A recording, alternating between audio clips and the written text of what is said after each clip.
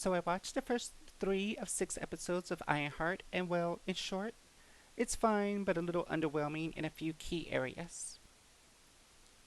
Marvel gives us titles of each episode in this cool graphic, so we should be getting the final 3 episodes this week. Episode 1, titled Take Me Home, catches us up with Riri after her adventures in Black Panther 2 Wakanda Forever. Riri is back at school at MIT, and yet she's not accomplishing any of her goals despite the help she seems to get from the university. Riri gets kicked out of MIT because she is incapable of getting a single project completed, despite when in Black Panther 2 she can make a device for Wakanda and also her own Ironheart suit in a garage, as well as help students with their projects as a money making side hustle. The images of the suit look great, and the scenes of her flying around as Ironheart looks up to par with what we might see in a film compared to a TV show. The Ironheart suit fails when the AI, Trevor, stops cooperating and Riri crash lands, and we get the show's title emblazoned across the street. Each episode apparently does a similar trick of working the title into the everyday objects. Riri going back to Chicago makes for a great location. The show is giving Black Girl Magic, but with a more realistic feel to it. Because the truth is, no matter how talented and loved black women are, life still throws curveballs, and the street still affects us, and the trauma from that still reverberates through our lives, and we might not always be able to break free from it. Back in Chicago, Riri catches up with a childhood friend Xavier while looking for parts for her Ironheart suit. She eventually meets John, who is the cousin of the Hood, who offers to help pay for parts for the Ironheart suit as a tease for the opportunity to join the crew and make real money for her projects. Riri is introduced to an Ocean's 11 style of team of criminals brought together by this D-level street villain, the Hood.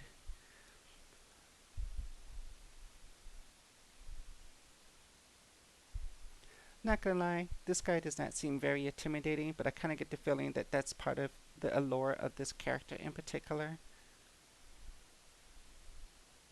Next, we also get to see Riri make her new AI by performing a brain scan on herself and uploading that into the suit's software. The AI takes the form of Riri's best friend who died when they were younger, Natalie, which predictably freaks Riri out. So overall, the episode was fine, but also nothing about this makes me want to jump to rewatch it again. Episode 2, titled Would a Real Natalie Please Stand Up, brings even more problems, but also interesting ideas. I gotta say, I'm mostly an X-Men fan, so I'm not familiar with the Hood. Heck, I still haven't got around to learning much about Ironheart in the comics, so I don't know how much is canon versus what's just being made up on a show. But so far, one of the show's highlights has been Stuart, aka Rampage, who loses his spot on the team to Riri. He seemed like a genuinely nerdy, geeky team member that has skills but is awkward and is hoping that these gigs will give him some social status. It helps that Eric Andre, who can actually act, is lifting the role up beyond what he is given. We also meet Joe. He's cool and creepy at the same time, kinda similar to Stuart, but most of his story seems to be being held back. Also, who is going off with a guy who's giving off serial killer energy? The whole scene felt off to me. You don't survive the streets of Chicago by being naive enough to walk into a potential serial killer lair. Joe ends up not being bad and having tons of cool tech though, so Riri's lucky this time. I could see them forming a cool partnership where he helps her with tech acquisitions, and I can't help but wonder how Riri can come up with these ideas like the brain scan tech that she absolutely could have used at MIT as a project though. Like, you're doing all of this now in a layer, but you had all of MIT to also do these same projects with. I don't get it at all. Riri doesn't want Natalie's AI coming along with the heist and attempts to lock Natalie out of the suit. Speaking of the suit, there's not a lot of Iron Man suits floating around Chicago. How hard would it be for authorities to figure out who is piloting the suit around complicated crime scenes? Regardless, things start to go awry, and Natalie hacks her way back into the suit and surprises Riri during a heist, which gave us some silly scenes. Almost equally silly is that every member of the criminal group walks around these heists with their faces showing and uniquely identifiable qualities on full display in 2025's America. Cameras are everywhere, and they don't even attempt to conceal their identities. Hacking cameras doesn't solve the issue either, as there's still plenty of witnesses. Another issue I have is the poorly directed fight scenes. No one appears to take any damage whatsoever, and it just looks fake and half baked. Why even have these fight scenes? We've seen Daredevil and a massive amounts of damage he takes kicking people's butt, and yet these regular humans take no damage ever and almost completely knock out the person that they're fighting every time. And I do think even a couple security guards get killed. Unlike Ocean's 11, where each team member is allowed to show their personality and breathe some air into their roles, here the members are just exaggerations of their skill set with a touch of sass thrown on top. Boring.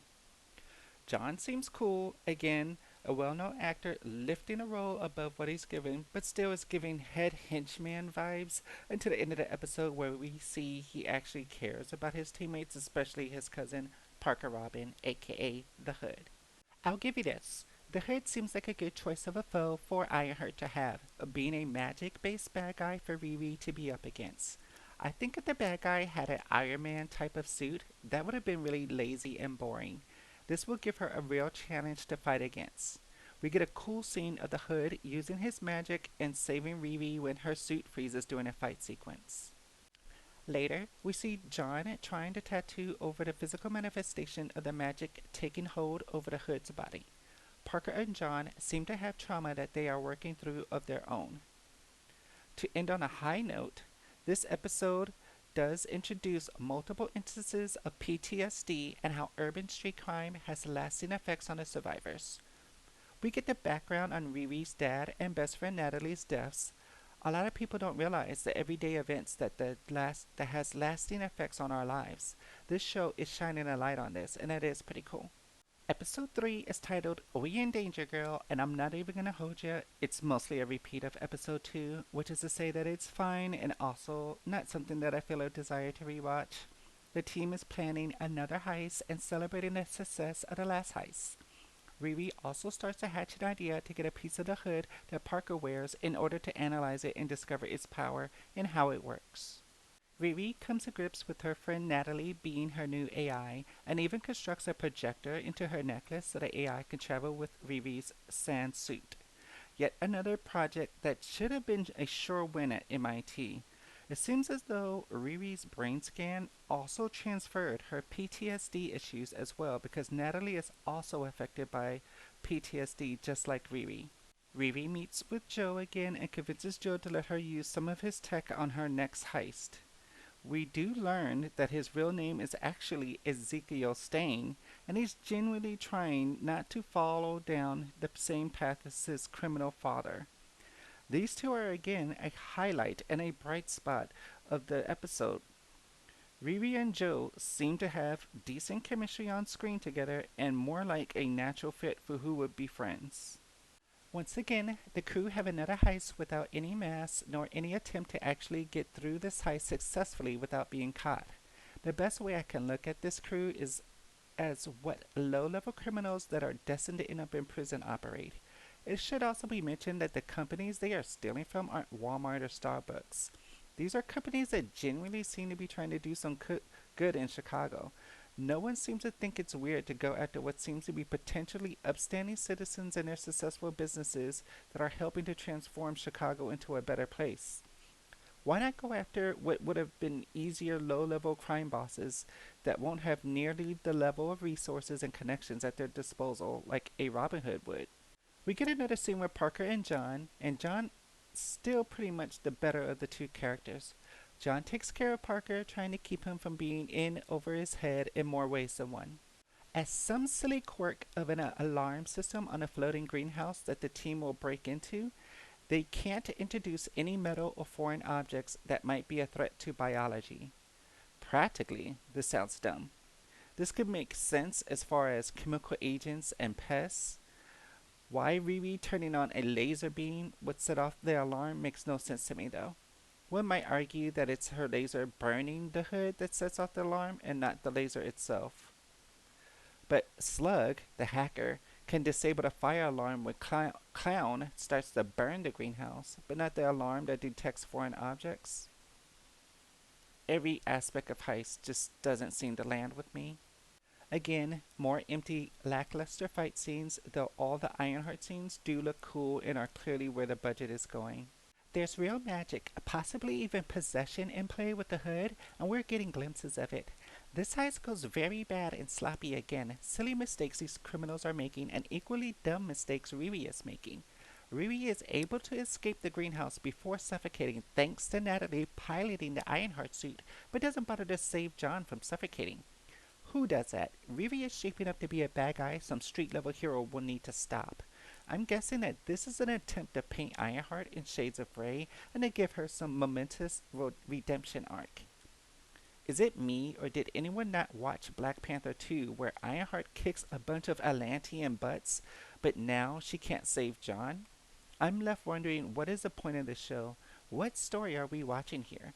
The Ironheart character might have been better served in an ensemble style hero show instead of giving us this, but who knows, maybe things will turn around. I think one of the biggest things Marvel needs to focus on is telling stories that really went well in the comics.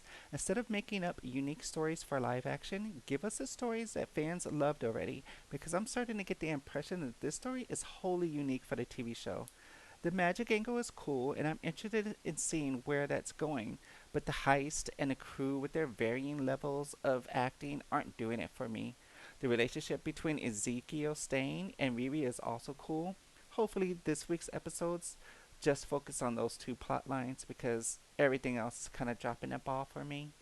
So that concludes the breakdown of the first 3 episodes. Again, I'm still on board with the show and really hoping that the final 3 episodes tighten up the plots that are working between Joe and Riri and the Hood and the Magic. Please, no more heists or henchmen. I'm fearing that the Hood is going to force Slug to hack into the Ironheart suit and that there will be some digital battle episode. Not looking forward to that. Anyways, comment below sharing your thoughts on this Ironheart show so far. Are you watching as it airs, or did you wait until all the episodes drop to binge through it all at once? Are you skipping out on the show altogether? Let me know what you're looking forward to watching, and maybe I'll check it out as well and tune in for more Dopamine Fix.